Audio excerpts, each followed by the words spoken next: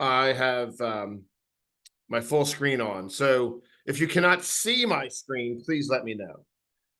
And Kate will monitor the chat if you have, questions or thoughts there. I'm happy to do that. Actually, there you go. Now we're going to blow this up. So tonight's research, like all of the research for my presentations, really come from two aspects of my life. One is the navigatethechaos.com blog. This is a blog I challenged myself probably 10 years to create. I wanted to do a separate question for every day of the year and then a blog post. Took me several years to do it. It's done. I now update it, pretty frequently. And there's a free Google Calendar you can actually download and see the questions in your Google Calendar if you use that. The entire thing is free. If you did want to purchase a book, it's an 800-page compilation. And to me, it's just a fun thing to do. I know I'm quite the nerd. My PhD's in history, so most of it is based on history, as is tonight's presentation. I've also written 8 books by Business Experts Press. My latest one, Nurturing Equanimity, Building a Caring Culture. I'm also the co-editor of the Human Resource Management and Organizational Development book collection for Business Experts Press. So as you can tell, I constantly do research into not only what makes people tick, but also what makes organizations tick. And I would be remiss if I didn't mention 2 weeks ago, thanks to the support of the Board of Trustees of NJIT, President Lim, Provost Palesko, President Johnson of the NJII, and so many people at NJIT and NJII, we launched a major initiative called the Learning and Development Initiative, which really encompasses all non-credit at NJIT.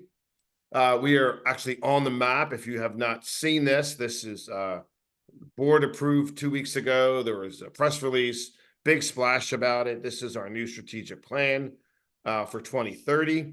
In the upper left-hand corner is the initiative, Learning and Development Initiative, as well as other 7 major components of the hub that we're focused in on.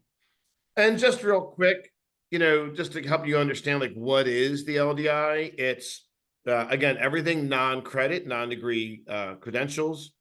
We have 4 aspects of our portfolio that we're building out. LDI Innovate, which is focused on AI, drones, cybersecurity, virtual reality. LDI Activate, which is focused on the individual. Like tonight's presentation would be in the LDI Activate portfolio. LDI Cultivate is all courses, webinars, and programs designed for organizations. And then LDI Educate is industry specific. So we do courses, we do in-person events, we do webinars, boot camps, workshops, corporate training, custom training for other organizations and workforce development, and we do it in various locations. So again, all non-credit custom training, a non-degree credential is what the Learning and Development Initiative is. We're very excited. So stay tuned. We are 2 weeks old. A lot more coming out of the LDI. And speaking of that, on Tuesday, May 14th, we have actually our first, if we're not including this, our first free event post press release, Navigating the Unknown, Traveling Outside Your Comfort Zone and Understanding AI. I'm on a panel with my colleague, Tracy McDonald, and 2 others. It's a free event online from 1 to 2, where we're talking about 2 things simultaneously: traveling outside your comfort zone, which is what I would call an essential skill, and understanding AI, because it's everywhere and will continue to be everywhere. So if you go to njii.com/events, you can register for that free event. All right, so let's get to tonight's topic. Make sure you have pen and paper. You can ask questions in the chat. And if you've heard me talk before, I always give this disclaimer. Some of the topics may be uncomfortable for you. I propose a lot of questions that people either often avoid, don't know to ask, or simply just are aware of them and choose not to answer them for any number of reasons. So my point is always to get you outside of your comfort zone, to increase your self-awareness, and that is actually part and process of engaging in self-love. So again, just to reiterate, Make sure you have pen and paper because tonight there's a lot of, I won't say a lot of writing, but there's more writing maybe than others. And it might help you like process some of the questions. So I will pause for like a few seconds to take a drink and let you write down, some answers to questions, or at least give you the opportunity to do that. So our topic is developing grit over the long term by improving your habits. So what is our premise? So you always start with the premise, right? And I'm old enough to know, done enough research. Many of you know, developing grit is stressful. It just is, right? And a lot of people don't develop grit because it's too stressful. We're going to get into that. So, what does the evidence say? Well, the evidence is overwhelmingly clear that creating a habit of managing stress develops grit. Now, they might not seem what a normal person would say, but it's just extremely important to understand that, we all have 101 habits, but there is this habit known as managing stress that's directly related to developing grit, which we're going to get into. So then what can you do? What habit can you practice more frequently than you currently do? And the answer is you practice stress more frequently. So the first question I'm going to ask, and again, I'll give you a few seconds to think about this, is how often do you practice the habit of stress? And, I always say, like, think back the last 7, 10 days. Is it never? Was it never? Is it seldom, often, sometimes, always? So think about, as I take a drink, how often you practice the habit of managing stress. Another way of rephrasing that is purposefully adding stress into your life so that you develop a habit of managing it. Give you a couple seconds.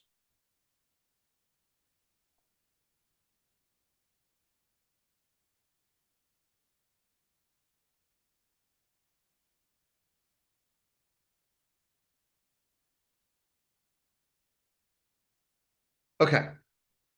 So we're going to talk about some of my habits to manage stress on a daily basis. And if you want to share some of yours, or perhaps you don't practice that habit and you would like to, that's a goal to work on, which we're going to talk about. So what's this relationship of stress to grit, right? And, grit is defined, generally speaking, by staying focused over an extended period of time, right? And often that extended period of time means years. So, like the example I often give is to get a PhD in history back in the 90s when I did it, the national average was 8 years to get a PhD in history. So I knew that going into the PhD program at Temple. I knew it. I knew it was going to be 8 years. Newly married, baby was born, of course, during the first semester because, of course it was. She was our daughter, and working full time, right? So I knew, okay, this is my life for the next like 8 years. And somehow, wow, I kind of know how it happened, but I was able to get it done in 8.5 years. So wildly like proud of that. But what that taught me was, oh, there's this relationship.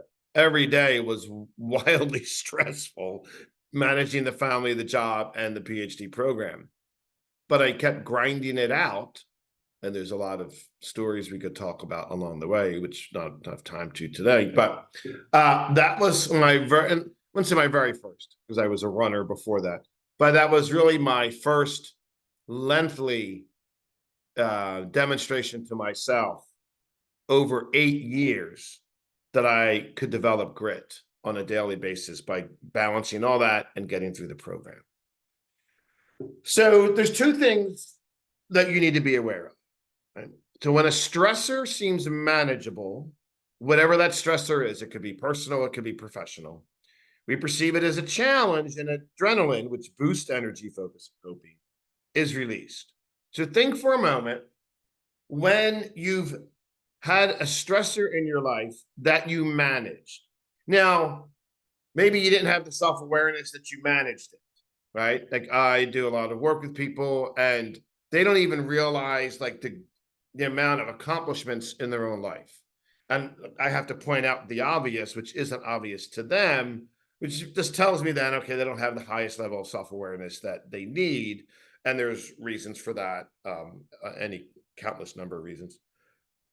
But if you have the self-awareness to say, oh, that was pretty stressful, but I managed it. That's awesome. Like that, you need to remind yourself of that. And for those of you that have life experience in the decades like I do, you rely on that because it lays a foundation for you to deal with the coming stress. So there's always more stress coming, right? Always more stress. But when a stressor seems unmanageable, when we just simply cannot deal with it, and we probably have been there, we perceive it as a threat and our cortisol levels rise, suppressing our immune system and making us more vulnerable to disease. I would also add, making us more vulnerable to anxiety and depression and loneliness and other mental health issues, right? This is critical to understand. You have to have the self-awareness to realize you can manage the stress or you cannot manage the stress. And that's okay if you can't manage it, as long as you have the self-awareness to know that you can't manage it, because then you can ask for help. And asking for help is a whole other mental exercise and habit, but that's a whole other presentation where you have to allow yourself to ask for help. But this difference here is very critical. And I always take a moment to make sure people understand that sometimes you're green and sometimes you're red. The critical thing is to understand when you are what you are. So that's the foundation for this, all right? Stress is a good thing when it is managed. I've often talked to people and they're like, they want to avoid get stress out of their life. Oh, I can't wait for this to be over. This has been so stressful. No, that is the wrong approach. You know what you say? You know what successful people say? You know what people that have a habit of grit say? Good. This is hard. Good. This is a struggle. Good. This is keeping me up at night. Good.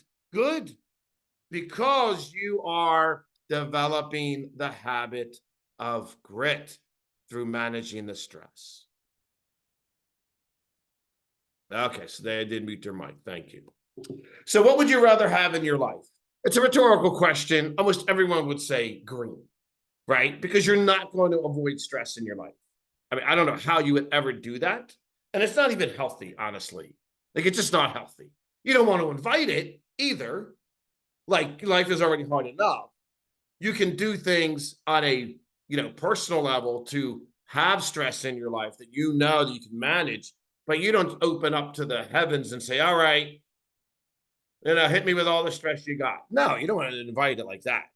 But there are things you can do to develop a habit of stress so that you can grow. So I'm going to mention two incredibly important books tonight. You should read both of them. I highly recommend them, right? So the first book is Cradles of Eminence, written, I think, in 1962, the first edition, by the Gortzels. And it was Victor and Mildred, and then their children, Ted and Ariel, followed up, I think 10, 15 years later. So this is the premise of the original book published in the early 60s, right? Cradles of Eminence. The Gortzels took a look at 700, quote, famous men and women. And how do they define these famous men and women? A very simple definition. They had to have had at least 2 biographies written about them. 2 biographies. So we know the people on this list, right? Eleanor Roosevelt, John Wayne, Mother Teresa, Gandhi, Martin Luther King, and so forth. So there's 692 others, whatever. And as long as they had 2 biographies written about them, the Gortzels studied their backstory. They looked at what made these men and women eminent, right? Worldly known, right?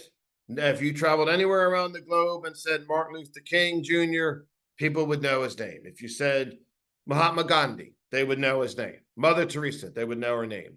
These are men and women of great eminence who succeeded where others just didn't. What made them so eminent? What made them succeed? And again, 2 biographies had to be written about them. It's an excellent, excellent book. I highly recommend it. So what were their findings? First finding, 15% of these men and women had been raised in a supportive, untroubled home, with another 10% in kind of a mixed setting. 25%, only 25%, which means 75% of these eminent men and women grew up in a family burdened by a severe problem, poverty, abuse, absent parents, alcoholism, serious illness, or some other misfortune. I'm going to let that sink in for a second. These are these men and women, some of them had an impact around the world.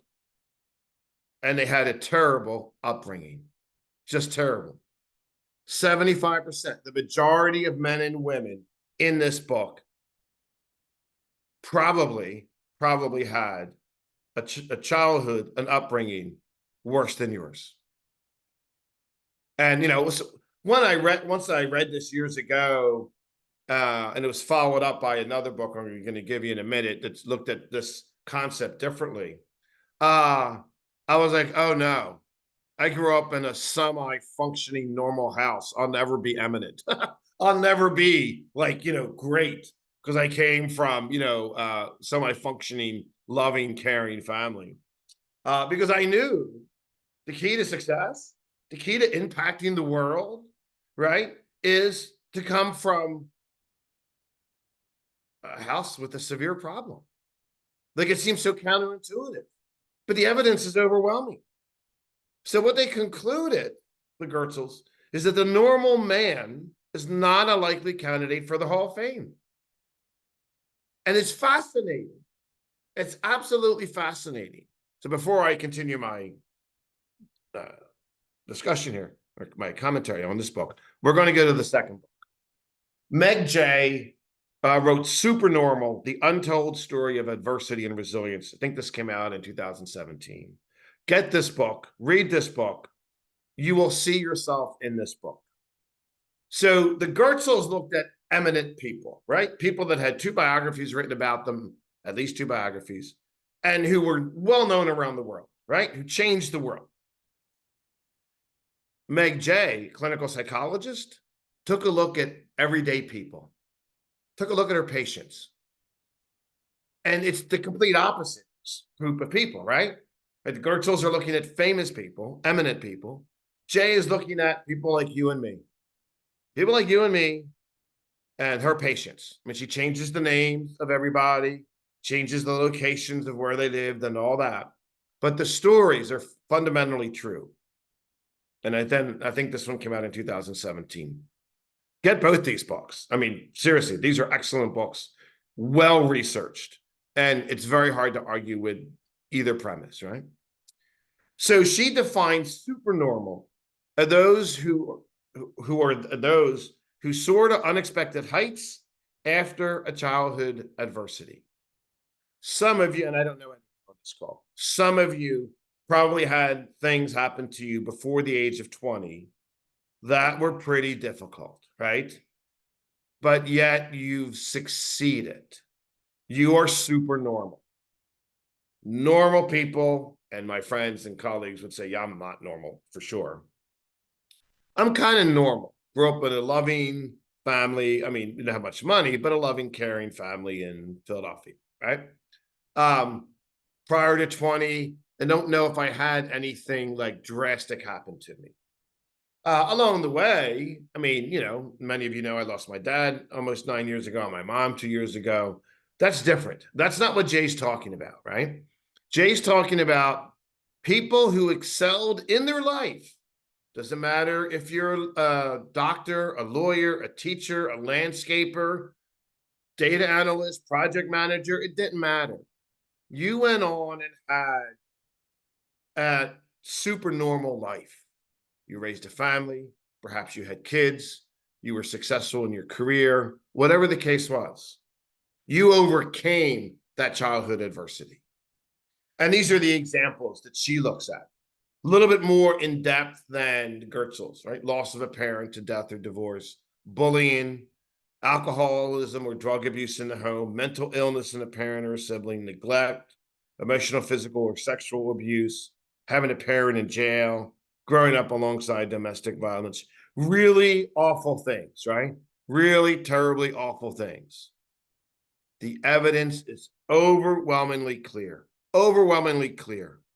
75% of normal people experience one or more of these adversities before the age of 20. It's so common.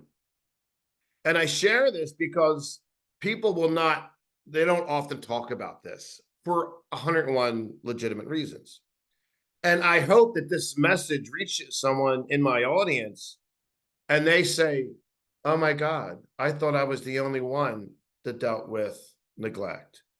I was ignored by my mom my whole childhood. No, you're not the only one. In fact, 75% of people had one or more of these adversities to deal with. This is so important to understand, right? It is so important to recognize that you are not alone. You are far from alone, in fact. And what Jay found out in her years of talking to patients is that these experiences are often kept secret. That obviously comes out in therapy, as are the courageous battles to overcome them. So, what excited Jay to write this book was that these everyday people she was talking to went on to live rather extraordinary lives and careers. Not the Martin Luther King Jr. level. No one's writing two biographies about them, but they're having a damn good life after overcoming a terrible childhood. This is so critical to say it out loud. I can overcome what I went through. May need help, may need therapy, whatever the case is. You are not alone. So there's four things we're going to do tonight. Four things. The very first thing we're going to do is, how do you define success? So I want you to take a moment. I need a drink. It's iced tea and water. Don't get too excited. How do you define success right now? Take a moment, write it out. How do you define success?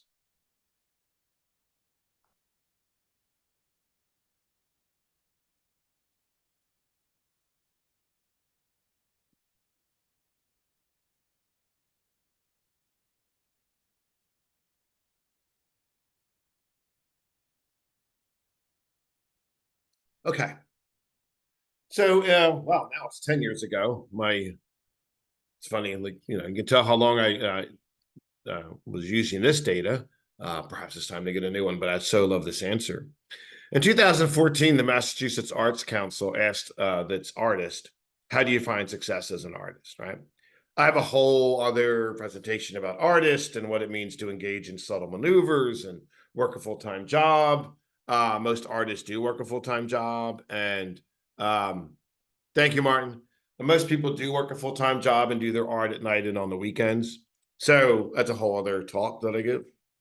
So my favorite definition in this article that I read was from Mary McCoy, which she said, an important part of my definition of success in terms of my studio practice as a painter is making work, and there's three components to this, that continuously challenges and changes me, part one, work that pushes the boundaries of my practice, part two, and part three opens up new possibilities. So you'll have access to this presentation. And one exercise to do is juxtapose your definition of success with Mary's. How does yours look compared to hers, right? And it doesn't have to look the same at all. That's not the point. The point is, This is a very distinct definition of success. What is your definition of success, right? I don't know. Everyone's definition of success is not only different, it changes over time based on life situations, right? So you've got to answer the question, how do I define success? And revise that according to life's, events as they unfold.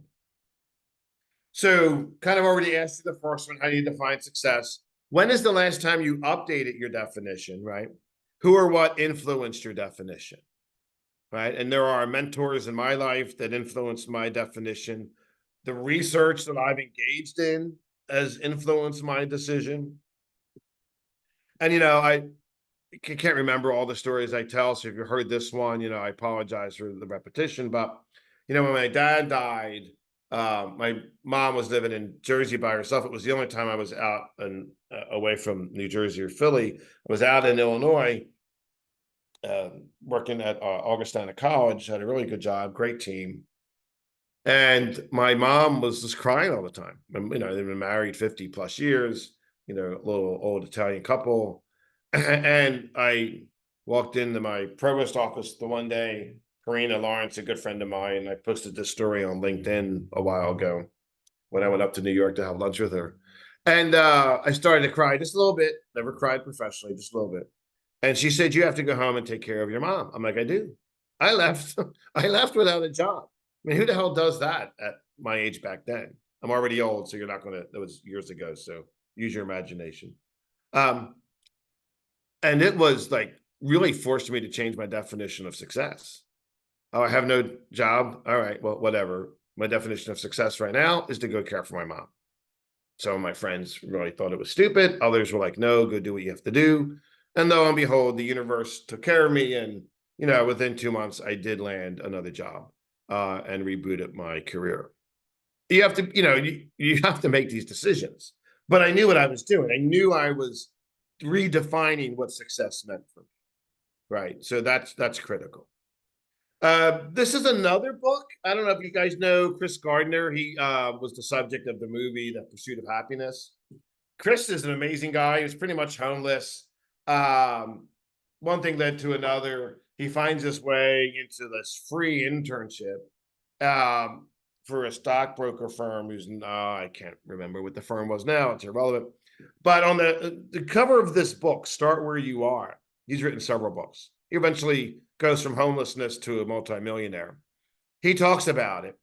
And I noticed that he's got a watch on both wrists. And I was like, well, that's the wildest thing I've ever seen. And it wasn't until I think page 168 that he tells this story that he was late one day during his internship. He was supposed to meet a new client and he was late. And the prospective client said to him, quote, son, if I can't expect you to be on time, I can't expect you to make timely decisions with my money. It was a fair assessment of the situation. Chris didn't get the business, but he promised himself from that point on, he would never be late again. So he wore 2 watches until he really made it. And I just think that's a perfect example of taking the ultimate level of personal responsibility, not blaming traffic, not blaming a flat tire, not blaming whatever, use excuses like there's no tomorrow. He said, you're right. I was late. I don't deserve to have your money. And he fixed himself and then really started to take an amazing career path. That's another excellent book you can read. The movie isn't exactly according to his life story, but it's close enough and it's an enjoyable movie. And it's just a really fascinating example of someone who understood the relationship between grit and success. Second question you have to ask yourself. You must ask yourself, how good do you want to be? One of my favorite books in the whole world is by Paul Arden. He's now since deceased. He was an advertising executive in England. It's not how good you are, it's how good you want to be. Successful people aren't successful because they're born that way. It's because they ask themselves, how good do they want to be, according to Paul Arden. And this is one question that many people don't ask themselves. Oh, I just want to be good. I don't even know what do you mean you want to be good? What does that mean? So what Arden does is, and I repurpose this here. Do you want to be the best in your home at what you do? Do you want to be the best on the street? Do you want to be the best in your town? Do you want to be the best in the state? Do you want to be the best in the country? Or do you want to be the best in the world? What's your level of good? And if it's home, it's fine. As long as you can say out loud, I just want to be the best, whatever, in my house. Great. Because then you won't compare yourself once you step out onto the street. You won't get jealous when you walk around town, right? You won't get envious when you drive across state. Because you know, you've already told yourself, you've had this conversation with yourself that you just want to be the best in your house. And if you are, you're happy, you're good. You know what it takes to be the best in your house. Now, if you live alone, we got to talk. But you have to ask yourself, how good do you want to be? Like, I was an amateur athlete. I learned to swim in my 30s. That's a whole other story. And I did triathlons. I just wanted to survive those things. I never wanted to win. I had no desire to win. I didn't want to be good. I allowed myself to be terrible and just try to have fun with them. But I knew that about myself. I never got upset, ever. Never, ever, ever. So how good do you want to be? You must answer that question. And by the way, go get it. It's not how good you are, it's how good you want to be. You can read it in like a half hour. It's a picture book. And he's got 2 other books, Whatever You Know, Think the Opposite, and then God Explained in a Taxi Ride. And they're all written in the same format. And I absolutely love Arden because of the way I first read that book when it came out, and I just fell in love with him and picked up the other books and said, yeah, this is my guy. So I use him all the time. Really good author to look at. So again, just to recap, how good do you want to be? Why do you want to be that good? And more importantly, segue into the next question. What's the price you're willing to pay? Like, a lot of people say, yeah, you want to be good, but what's the price you're going to pay? I knew the price I had to pay to get a PhD in history. I'm first gen college graduate, first one in my family to graduate college. Thus, the first one to get a master's from Villanova. And then I'm like, okay, I'm going to have to pay a heavy price. I'm not going to be around the family a whole lot. I'm going to have my head in books. I didn't watch TV for 8 years. I'm still playing catch up with Law and Order from 1994. Be flipping through the channels and say, oh my God, I never saw this episode. I didn't watch Super Bowls. I didn't watch World Series. I knew the price I was going to have to pay. What's the price you're willing to pay? And you have to say it out loud. You got to write it down. I'm going to pay this price, even if it takes me 8 years. That's the price I'm going to pay. Okay. Okay. As long as you have that self-awareness. Damian Lillard, arguably one of the better NBA players today. I'm not an NBA or basketball fan, but I do love his quote. If you want to look good in front of thousands, you have to outwork thousands in front of nobody, right? That's the price he paid to be in the NBA. You're going to have to go into the gym when no one else is there and work out. And you're not going to get any praise. And you're going to do that for years and years and years. Can you do it? I mean, I couldn't put my feet in water. I'd have a panic attack. I was 32. My kids were jumping around in the pool and daddy couldn't play with them. I was embarrassed. I was a terrible father and said, that's it. I've had enough of this nonsense. Hired a swim coach. And for a year, she worked with me day in and day out until I could do the front crawl, swim. And no one was in the pool. It was just me. It was embarrassing all the time, but I didn't care. I knew the price I had to pay. The price I had to pay was to do that. What's the price you want to pay to be as good as you want to be? Right? This is what you have to. Are you going to work? Are you going to outwork thousands in front of nobody? I don't know. I mean, it's a conversation you got to ask yourself. Third question, what are your principles of success? Now, we start with, okay, how do you define success? Well, you've defined it. How good do you want to be, which is tied into success? And now it's, well, what are your principles of success? Like, what are the elements? What are your habits, right? Of being as good as you want to be so you can translate your definition of success into reality. Well, I'm going to give you Schwarzenegger's 6 rules of success. And there's well, it's not new now. I think it came out in January, maybe, or in the fall. On Netflix, there's a 3-part documentary on Schwarzenegger. And if you look at his early life, wow, holy cow, he had one stressor after another, and he figured it out. He just figured it out, right? He didn't have many advantages, right? I would recommend that documentary.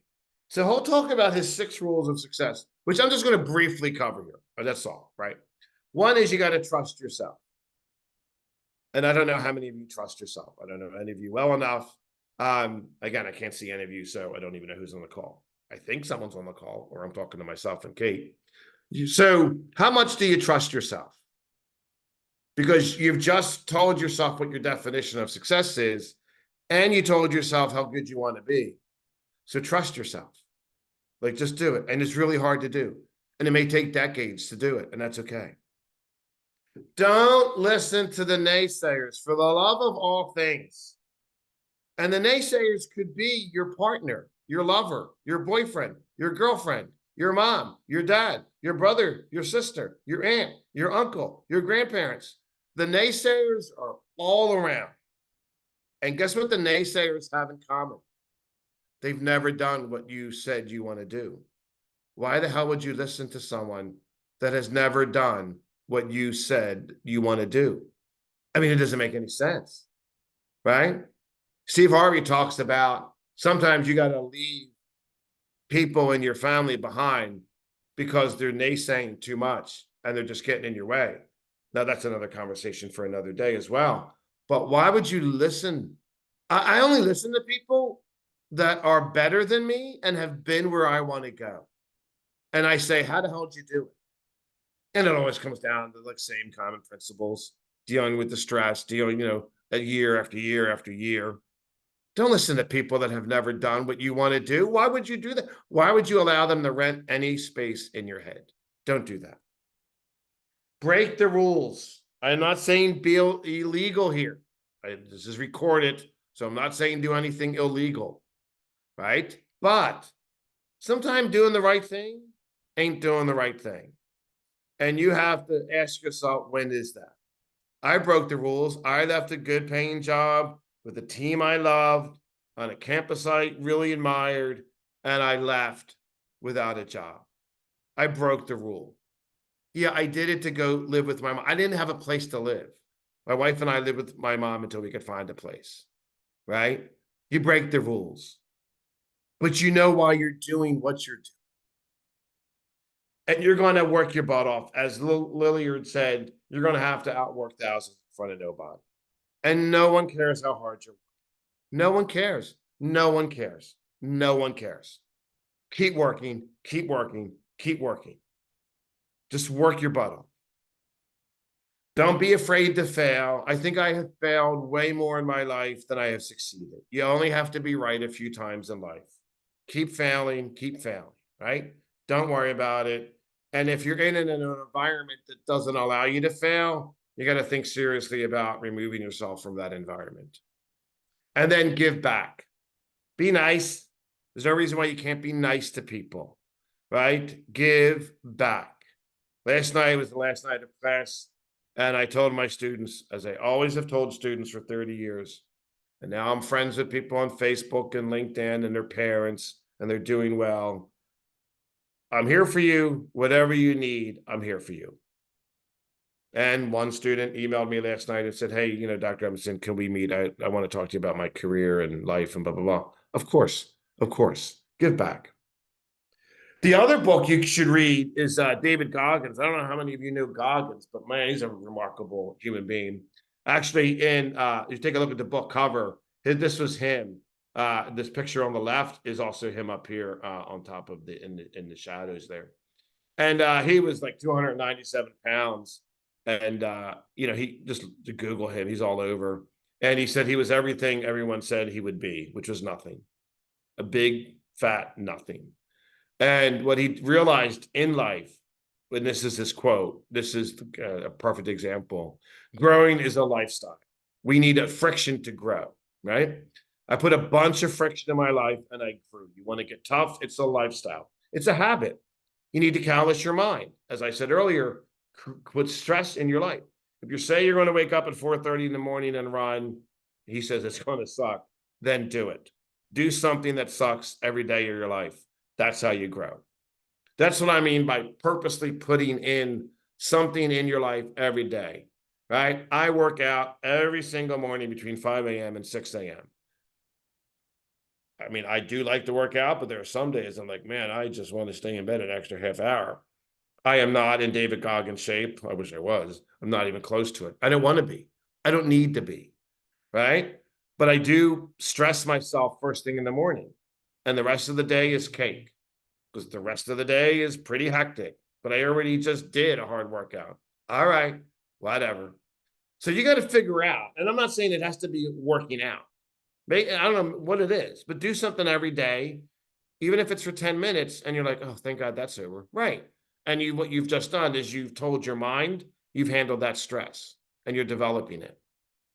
Right. So we talked about this already. What are your X rules of success? Are those rules aligned with your habits? So we're going to get back to that in a second. And then what is the last time you bet on yourself?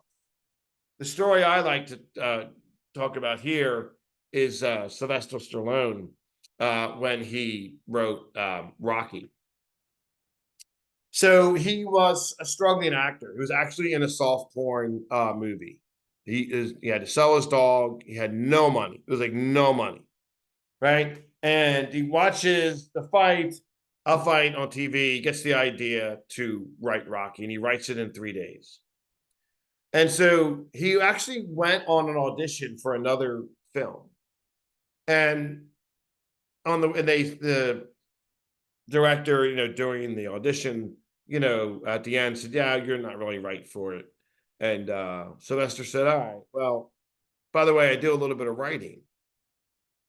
And the director was like, "Wait, you write?" He goes, "Yeah, I have a script that I just wrote about, this underdog fighter." And the writer and his team said, "Well, like, send it over." So they read it, the script for Rocky, and they said, "Look, we'll give you $35,000 for it." Now he's broke. I mean, he's literally broke. Sold his dog. He's got no money, right? And he's like, "No, I don't want the money. I want to star in it." And they're like, "You're nobody. Like, you're not an actor. You were just in this horrible movie. Like, no one knows you. Why would anyone come and see this movie?" And he's like, "Look, I'm not going to sell you the script unless I'm in the movie." And so he was offered 300,000. Sorry, got my numbers mixed up. And so he's like, "No, I'm not taking the 300,000 for the script. I want, to be in the movie." So they eventually acquiesced and said, "Look, we'll give you like 10% of that. We'll give you 35,000 and you can star in it." And what he said, it was, at the time, like, it was really insane because I was pretty broke. But you know what he did, right? Is he bet on himself. And another way of looking at this is you lose in the short run to win in the long run, right? That's a whole other like concept that we could talk for, an hour on. Are you willing to lose in the short run to win in the long run? That means you're betting on yourself. So when's the last time you really bet on yourself? And the more you have to lose, the greater the bet, right? I mean, Stallone had everything to lose. But he's like, "No, I don't want the money." That's a pretty courageous bet, right? If you think about it, is to say, "No, I don't want the 300,000. I'll take the 35,000 and I want to star in it." So how often do you bet on yourself, even when no one else will, right? And then the more important question is, why do or don't you bet on yourself? right? And you have these conversations with yourself to find out exactly why, that is that you do or don't. So there are the 4 questions. I want to leave it here for a second.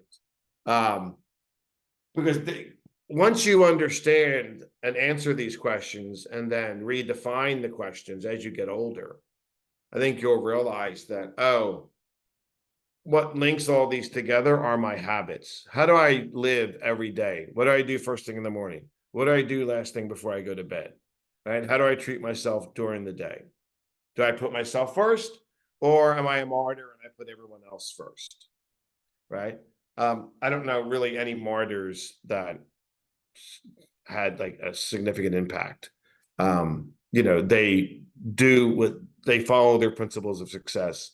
They define success. They understand how good they want to be. They understand why they're doing what they're doing. More importantly, they realize the relationship between stress and grit and the necessity to think of the long term, right? I don't know. Then there's so many exercises, right? But we're almost out of time. There's a great exercise I do when in-person workshops usually, and that is to have people think in decades, and they struggle with that. They really do, right? You'll think, oh, in the summer, I can't wait. We're going away on vacation. Okay, that's a few months away, right? And next year I'm getting married. Okay, that's 14 months from now, whatever. What do you want to be doing 15 years from now, 22 years from now, 30 years from now? Another one that's akin to it, and it's kind of depressing, but it's a necessary one to do, is an exercise by George Clooney. I read in an interview with him a couple years ago now. I think it was in GQ. The reporter interviewed some of Clooney's friends, and his one friend said, what George does is this exercise where we talk about how many summers we have left. How many summers do we have left? Now, I have the majority of my summers are behind me, and I understand that. I accept that. So with my remaining small number of summers, what do I want to do? What do I want to do? What do you want to do with your remaining summers? Now, of course, we don't know how many they're going to be. No one knows. But at my age, I'm pretty certain that the majority of my summers are behind me, right? So think in decades. Think in decades, and that actually impacts your decision to answer and process these questions. And as always, I am around if you want to chat. If you want to send me a message, this is my email address. I am more than happy to talk with any of you at any time. So I think that's it, Kate. I have 6:54. I'm trying to leave some room for questions. And thank you, everybody.